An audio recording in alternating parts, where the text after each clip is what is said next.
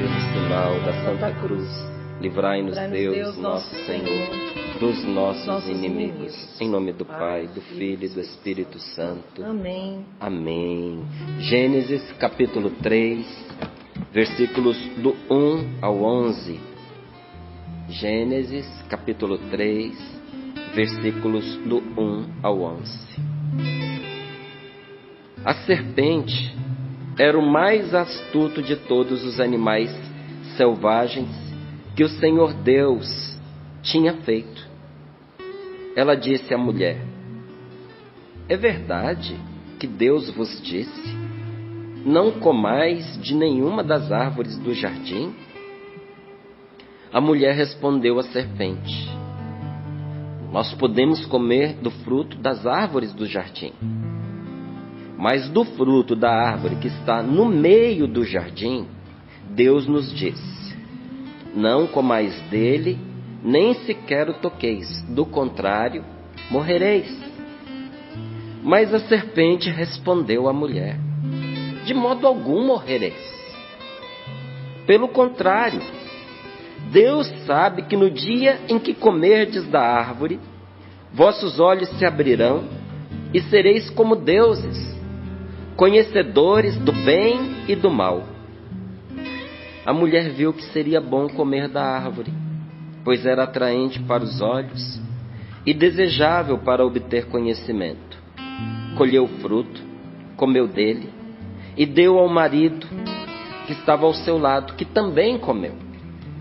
Então os olhos de ambos se abriram, e como reparassem que estavam nus, teceram para si tangas com folhas de figueiras. Quando ouviram o ruído do Senhor Deus que passeava pelo jardim à brisa da tarde, o homem e a mulher esconderam-se do Senhor Deus no meio das árvores do jardim. Mas o Senhor Deus chamou o homem e perguntou: onde estás? Ele respondeu: ouvi teu ruído no jardim. Fiquei com medo porque estava nu e escondi-me. Deus perguntou: e quem te disse que estavas nu? Então, comeste da árvore de cujo fruto te proibi comer? Palavra do Senhor. Graças a Deus. Graças a Deus. Graças ao Senhor por esta palavra que põe diante dos nossos olhos a verdade. Quando se diz aqui a serpente, a palavra de Deus está falando da serpente maligna, que é o diabo, que é Satanás. Mas Deus criou o demônio, não o criou o demônio. Criou um anjo que se perverteu. Por iniciativa própria, por vontade própria. Aquele anjo que se chamava Lúcifer, que significa o portador da luz, nome bonito, né? Se perverteu, tornando-se Satanás, que significa adversário. Abriu mão do nome de portador da luz. Quem é a luz? É Deus. Qual era a luz que Lúcifer levava? A luz de Deus.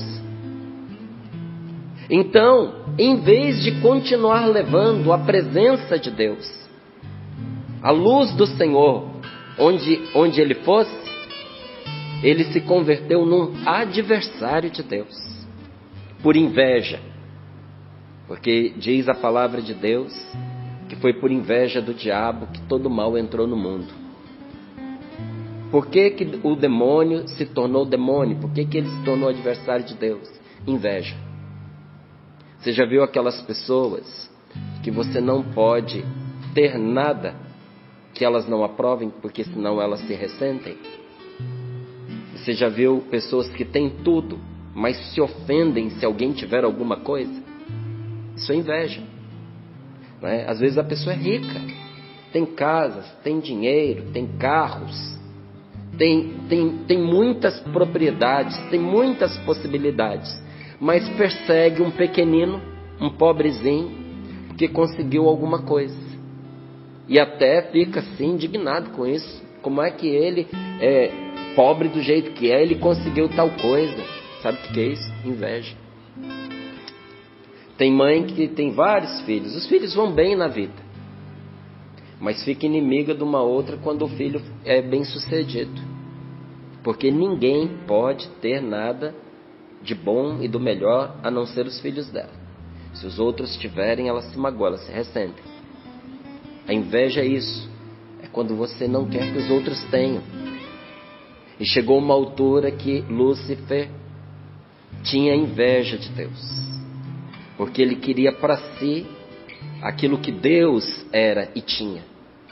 Então, por inveja, ele se perverteu. E diz a palavra, a serpente maligna, né, era o mais astuto de todos os animais selvagens que o Senhor Deus tinha feito.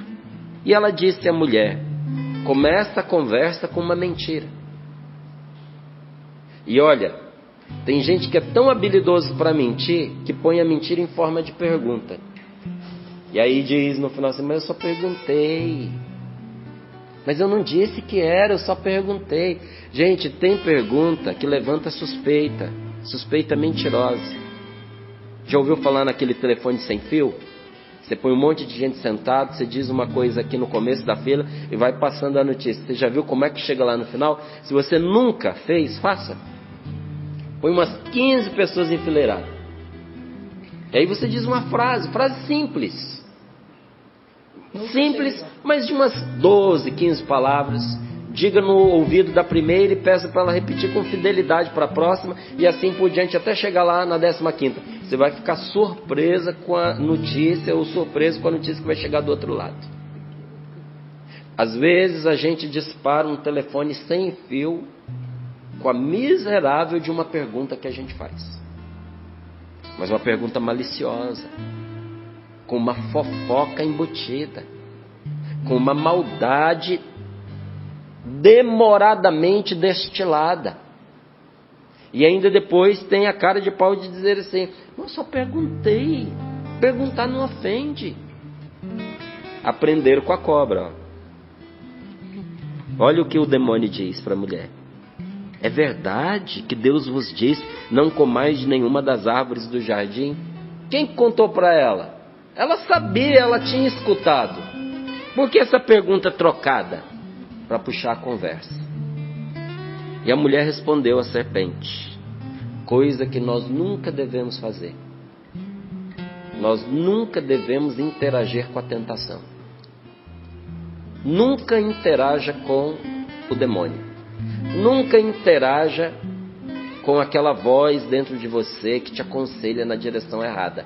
Você tem que mandar aquela voz calar. Nós ouvimos um testemunho agora sobre a influência do álcool, destrutiva do álcool na vida de uma menina que se tornou mulher e ainda sofre porque o marido continua na dependência do álcool, ainda sofre nas garras do álcool. Quantas pessoas têm o mesmo problema? E se levantam e caem, e se levantam e caem porque na hora que vem a sugestão, conversam com a sugestão. É só um golezinho. Faz tanto tempo que você não bebe. É socialmente. Já não vai ter aquela força sobre você. Só dessa vez você vai dar conta. A pessoa cai. Não se interage com a tentação. No deserto, quando o demônio foi tentar Jesus, cada palavra que Jesus disse foi um cala-boca.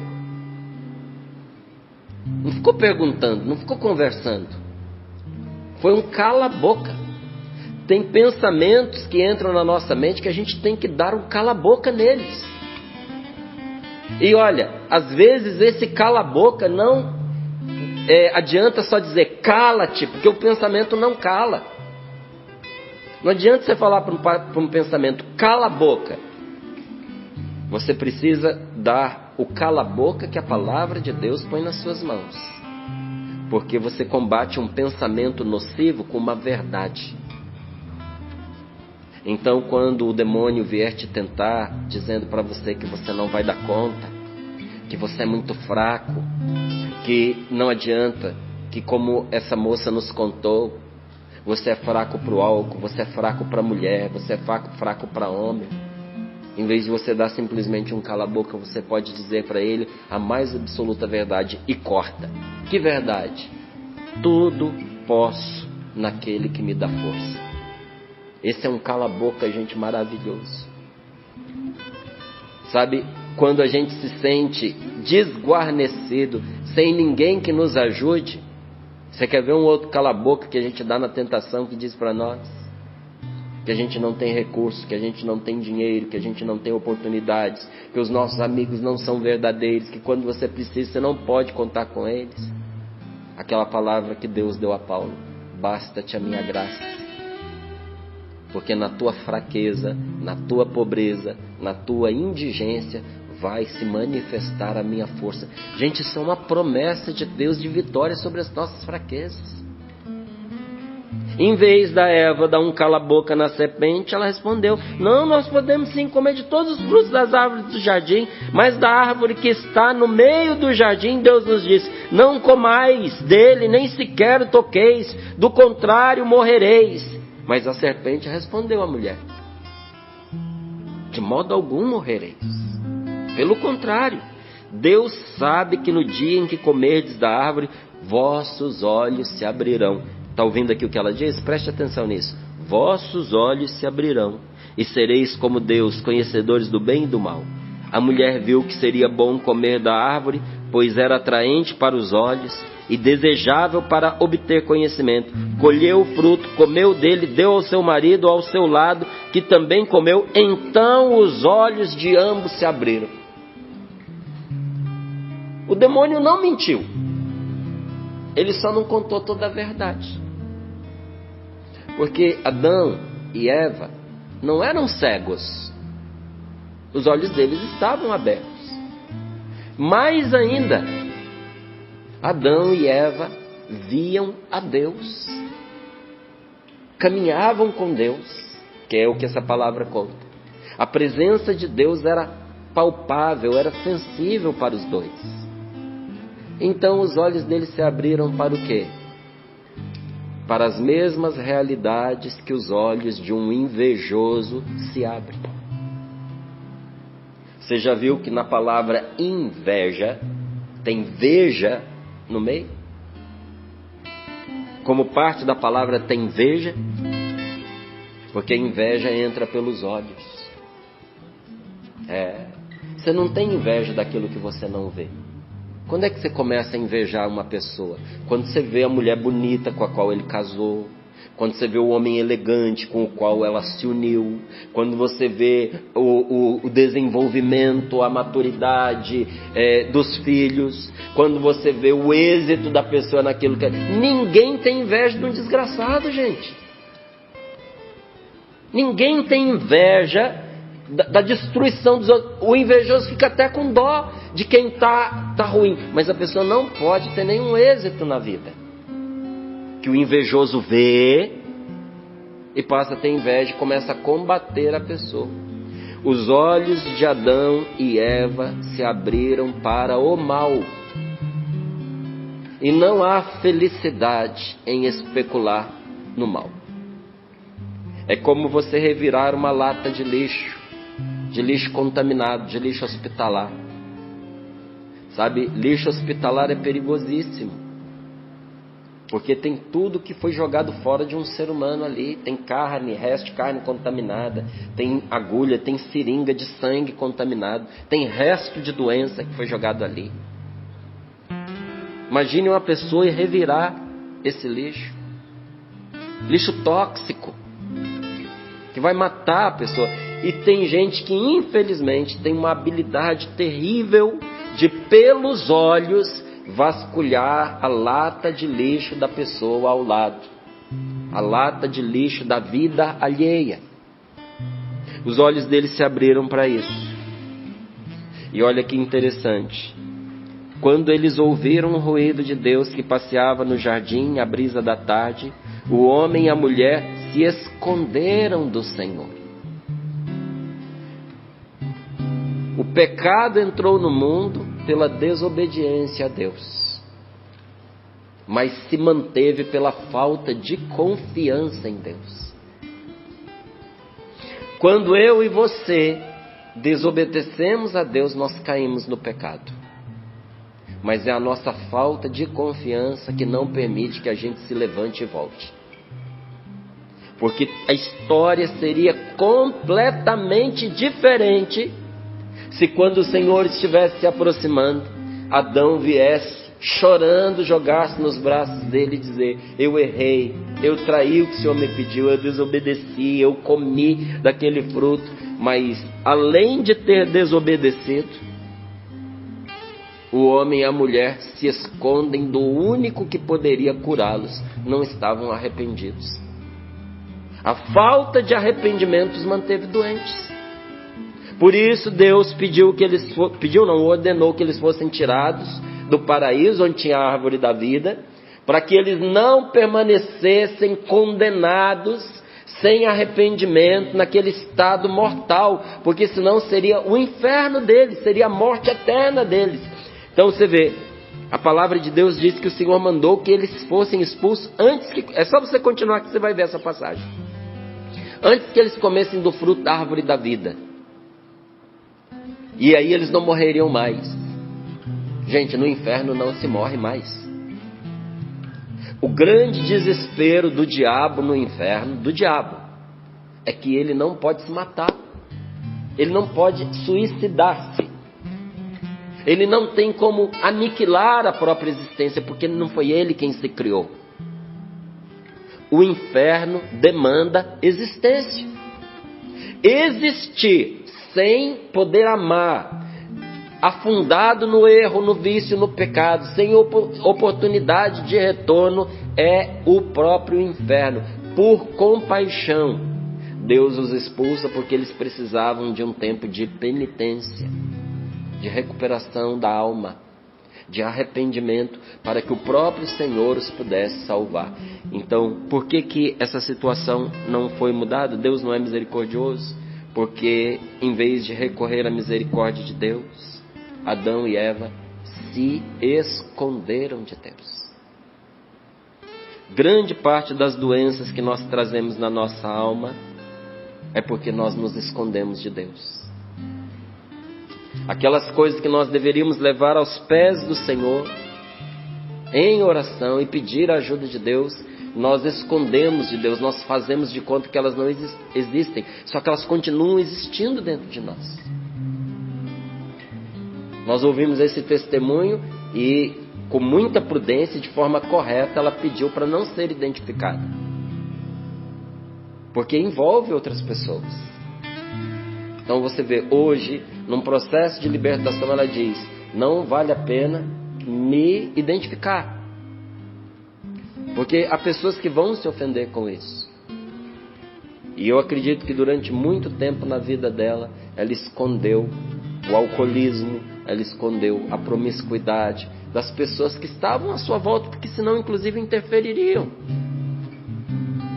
E quando foi que essa história começou a mudar na vida dela? Quando, diante da palavra de Deus, ela teve o seu encontro com o Senhor e teve a coragem de trazer as suas feridas, as suas doenças emocionais, as áreas de perdição da sua vida, e colocar aos pés de Jesus. E isso não é só com álcool, isso não é só com sexo, isso é com tudo na nossa vida, gente. É com aquilo que nos assombra, é com aquilo que nos faz mal, é com aquilo que nos traz medo. Adão e Eva tiveram medo de Deus, de ser rejeitado por Deus, de ser jogado fora por Deus. E diante desta palavra eu pergunto a mim mesmo: Márcio, o que você escondeu de Deus? E pergunto para você que reza conosco agora: o que é que você tem escondido de Deus que tem deixado você doente?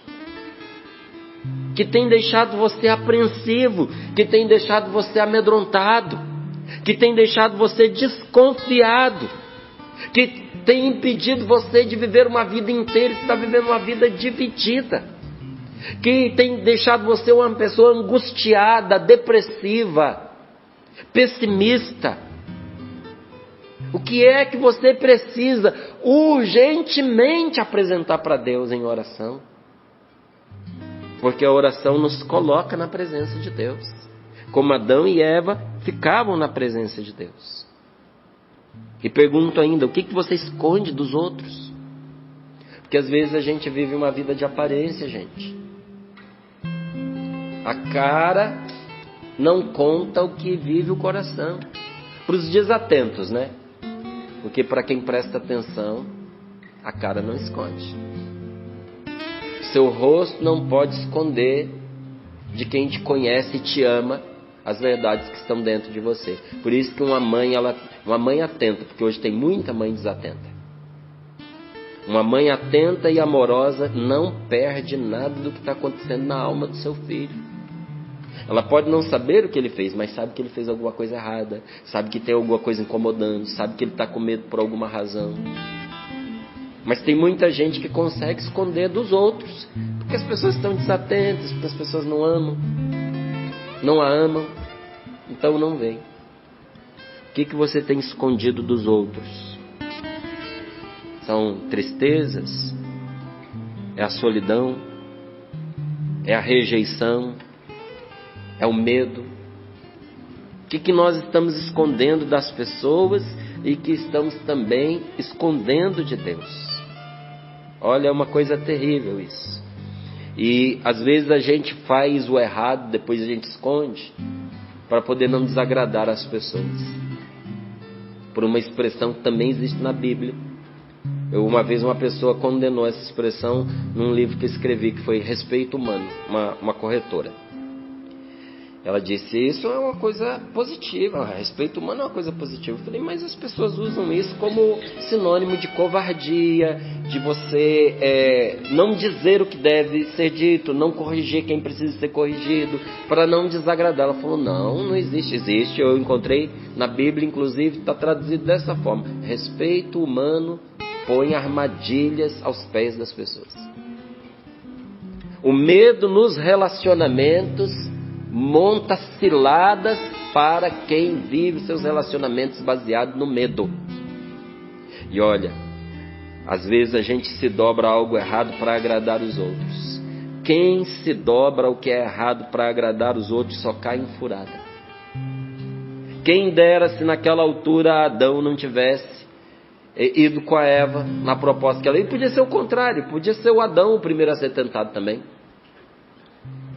Quem dera se um dos dois, em vez de ter caído junto, tivesse corrigido o outro e levado o outro à presença de Deus, não para ser julgado, mas para ser perdoado e para ser curado. Porque o julgamento de Deus para nós, gente, é perdão e cura quando nós nos apresentamos diante dele. Nós que somos casados, nós temos que ter a coragem de ir com o nosso cônjuge em tudo que é bom, em tudo que presta, em tudo que faz bem, e reprovar e não ir em tudo que não presta, em tudo que é pecado, em tudo que é anormal, em tudo que faz mal, e dizer, eu te amo demais para eu ir com você nesse lugar, eu te amo demais para levar você nesse lixo, eu te amo demais para eu sujeitar você e a mim a essa situação e ajudar aquela pessoa a se aproximar de Deus, trazer a pessoa para Deus. Ou será que não é essa a missão que Deus nos deu quando nos deu a vocação de sermos casados? Será que a minha missão não é levar a Rose para Deus e fazer dela uma mulher mais de Deus? Será que Deus não me colocou ao lado da Rose para fazer por ela o que ela muitas vezes também faz por mim? Dizer para mim quando eu estou errado e que eu preciso mudar a minha postura? E não fazer isso para machucar o outro, para ofender o outro, para se colocar acima do outro, mas para levar o outro a Deus a fim dele ser curado e dele ser perdoado. Mas a gente, às vezes, com medo de decepcionar a pessoa, a gente entra com a pessoa em tudo aquilo que é errado. Mas também a palavra de Deus nos diz: se o medo do ser humano põe armadilhas para nós, se o respeito humano se torna uma cilada na nossa vida, quem teme a Deus vai ser defendido de todas essas situações. Quem não entra na furada com o outro porque tem amor a Deus, tem respeito a Deus, tenha o temor de Deus, fique tranquilo. Porque Deus pessoalmente será o seu defensor. Olha, o medo do ser humano, ele torna-se sempre uma armadilha. Sempre. Por isso que você vai ver, seja na sua vida ou na vida das pessoas com quem você convive, você sempre vai perceber que relacionamentos baseados no medo, eles são causados pelo receio que a pessoa tem de não ser compreendida, de não ser amada, de ser rejeitada, de ser julgada, de ser condenada. Todo medo no relacionamento implica, de certa forma, um tipo de rejeição. E Deus nos fez dentro de uma família, porque Ele sabe que nós precisamos de acolhimento.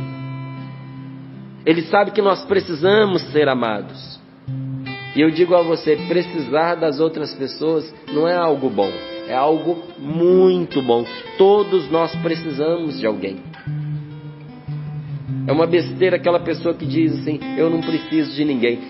A pessoa que diz, eu não preciso de ninguém, ela está assinando publicamente um atestado de fracasso. Um atestado de solidão. Um atestado de desamor. Só diz isso quem não se sente amado por ninguém. Porque o dia que a pessoa experimenta o quanto é bom a gente ter alguém que nos ama, ainda que essa pessoa não tenha materialmente nada para nos oferecer, a pessoa nunca vai dizer, eu não preciso de ninguém.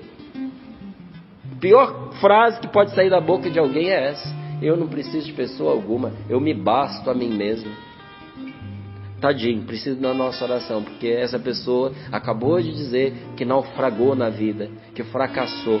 O problema se dá não é quando nós precisamos das pessoas.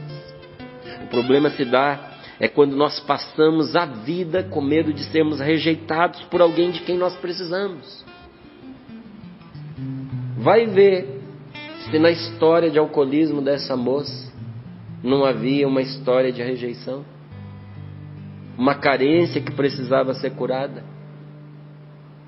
E até a própria história, sem querer, ela contou que na casa dela, na família dela, era um pinga-pinga. Ela não ficava em casa, ela estava sempre na casa dos outros. E a gente não condena a família por isso, porque a gente não conhece a história de cada um, não é? Às vezes a mãe estava fazendo o melhor que podia, deixando com quem ela achava que ia cuidar. Às vezes precisava trabalhar. Mas isso não dispensa a pessoa de sofrer com a ausência do pai, da ausência da mãe, de sofrer nas mãos dos outros, de se sentir comparada, de se sentir desprezada, rejeitada. E olha, quando nós passamos a vida com medo da rejeição de uma pessoa que nós amamos ou de uma pessoa que é importante para nós, isso faz um mal danado para a gente. Isso requer um cuidado de Deus especial para nós. E aqueles que vivem o seu relacionamento a partir do medo não estão buscando de verdade ser amados, mas estão buscando não serem rejeitados. Não estão buscando o amor, estão buscando evitar a dor. E o amor e o medo não combinam. Por isso eu nunca fui a favor dessas pregações que metem medo nas pessoas. Nunca fui, gente. Porque se uma pessoa se aproximar da religião pelo medo que ela tem das coisas, pelo medo que ela tem do inferno, ela nunca vai amar a Deus e nunca vai se abrir para o amor de Deus. Qual é o filho que confia num pai do qual ele tem medo? Se o seu filho tiver medo de você, ele nunca vai te contar as coisas, ele nunca vai confiar em você, porque ele tem medo de você machucar ele. Como é que a esposa vai amar um marido que ela tem medo que a abandone? Ela vai viver a vida em cima do muro, não vai conseguir amar. Porque da noite para o dia ela pode perder esse relacionamento. Amor e medo não combinam. Quanta gente saiu cedo do seio da sua família porque não se sentia amada dentro de casa.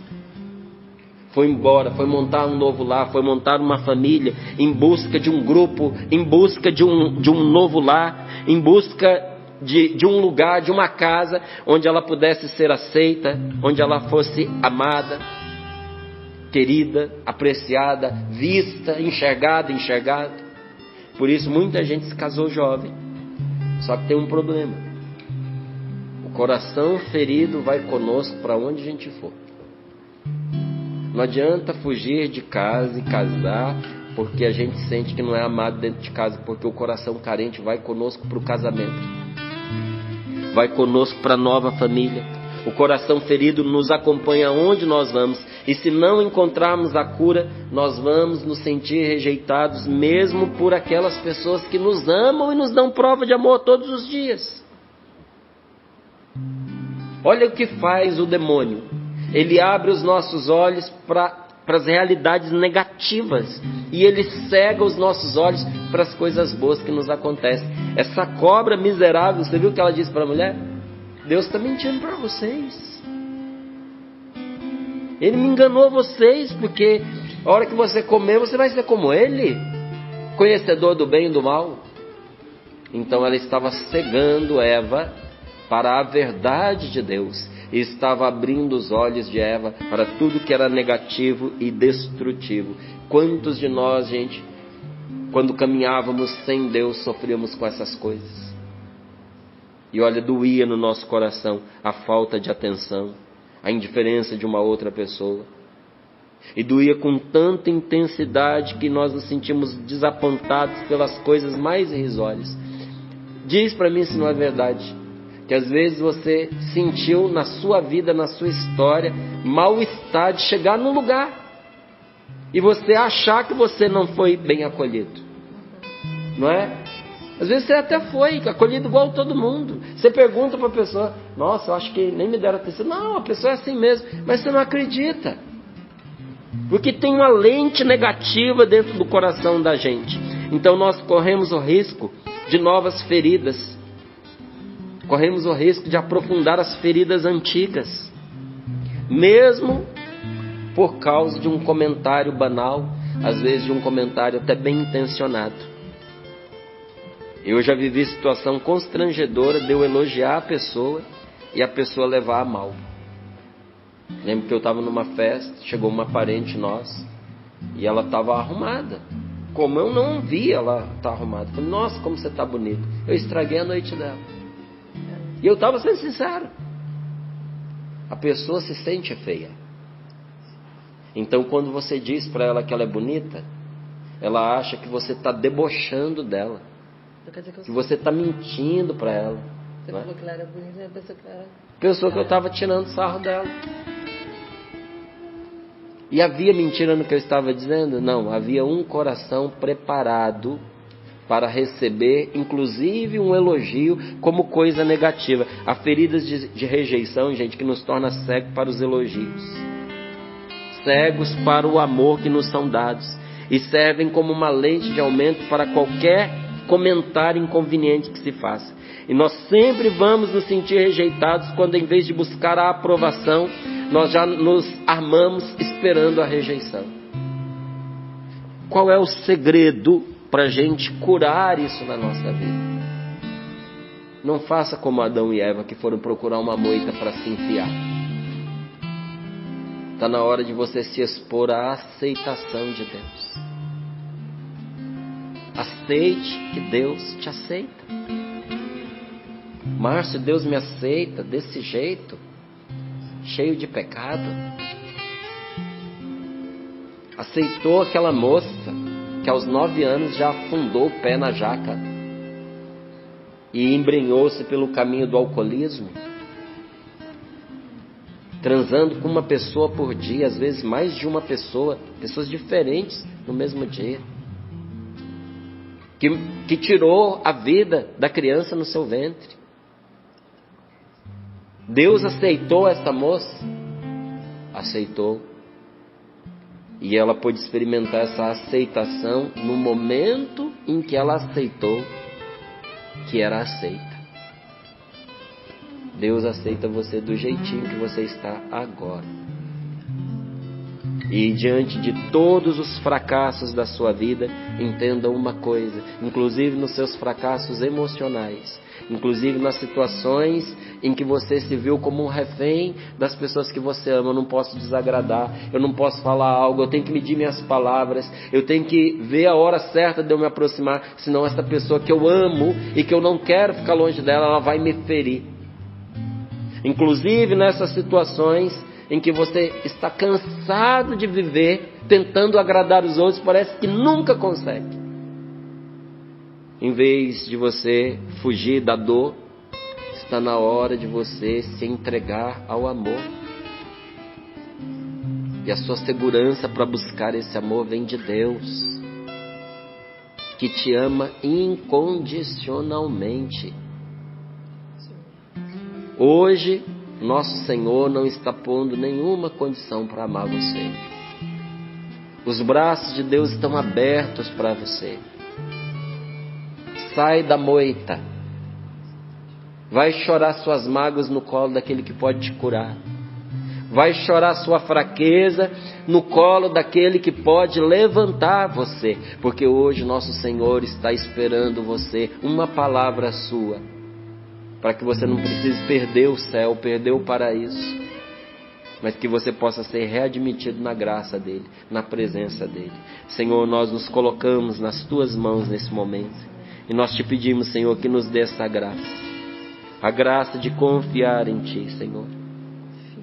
Confiar em Ti, apesar de não merecermos esta confiança. Aceitar que o Senhor nos recebe, nos aceita. Deus aceita você do jeito que você estiver agora. Você não precisa mudar para que Ele te ame. Você não precisa mudar para que Ele te receba. Você só vai ter força de fazer diferente se você primeiro experimentar o amor que Deus tem por você. Mas você só vai conseguir isso se você confiar nele. E você só vai confiar nele se você perceber que Ele te aceita. A aceitação gera confiança. A mesma confiança que é destruída quando nossas relações passam a se nutrir do medo. Confiar é acreditar. Diga para o Senhor agora: Senhor, eu acredito em Ti, acredito na Tua palavra, acredito que o Senhor tem um bem para a minha vida. Confiar é ter fé na pessoa. Põe a sua fé em Deus agora. Diga para Ele: Senhor, eu andei muito sem fé, muito distante de Ti, porque eu parei de olhar para o que o Senhor pode fazer e comecei a olhar para o tamanho do meu erro, do meu pecado. Mas hoje, nesta oração, eu quero depositar toda a minha fé em Ti, Senhor. Tenha fé em Deus, tenha fé nas pessoas que Deus colocou no seu caminho, tenha fé naquilo que você tem para oferecer. Seja essa pessoa que Deus sonhou que você seja. E peça ao Senhor agora que proteja o seu coração, sobretudo você que anda com o seu coração exausto, se sentindo emocionalmente fatigado. Diga: Senhor, que esta confiança seja o escudo que eu tanto preciso. A confiança nos protege, meus irmãos. Nos protege emocionalmente. Como é que eu vou sobreviver nesta casa, Márcio? Como é que eu vou sobreviver nesse trabalho, Márcio? Eu estou pensando em abandonar a igreja porque eu confiava nessas pessoas e eu fui destruído por aquilo que elas falaram, que elas fizeram. Eu estou emocionalmente acabado. Eu não tenho condições de enfrentar tudo isso de novo. Confie em Deus, porque a confiança nos protege emocionalmente. É o nosso escudo afetivo. Senhor, nós nos abandonamos nas Tuas mãos. Confiamos em Ti, mas queremos confiar mais.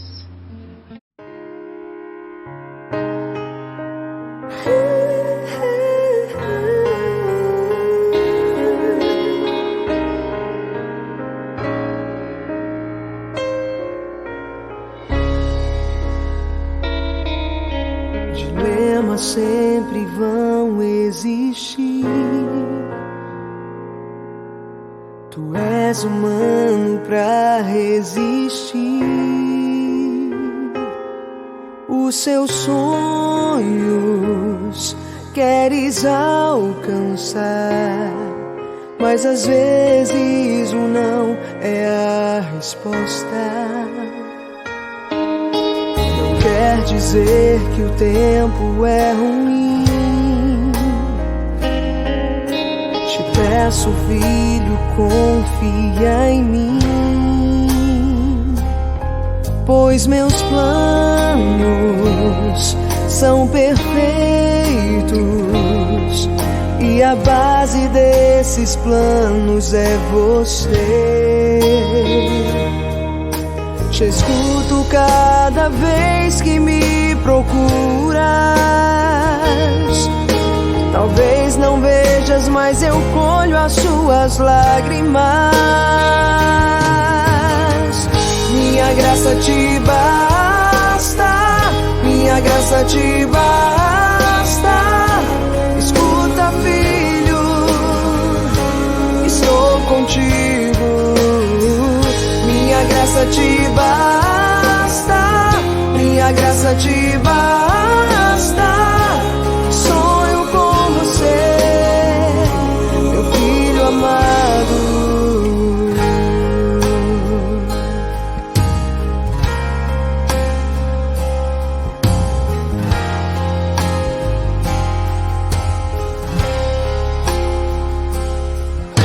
Eu sinto forte o teu coração, pois todo o teu fardo carrego em mim. Até entreguei o meu filho, que assumiu o teu lugar naquela cruz. Te escuto cada vez que me procuras. Talvez não vejas, mas eu colho as suas lágrimas. Minha graça te basta, minha graça te basta. Escuta, filho, estou contigo. Minha graça te basta, minha graça te basta. Sonho com você, meu filho amado.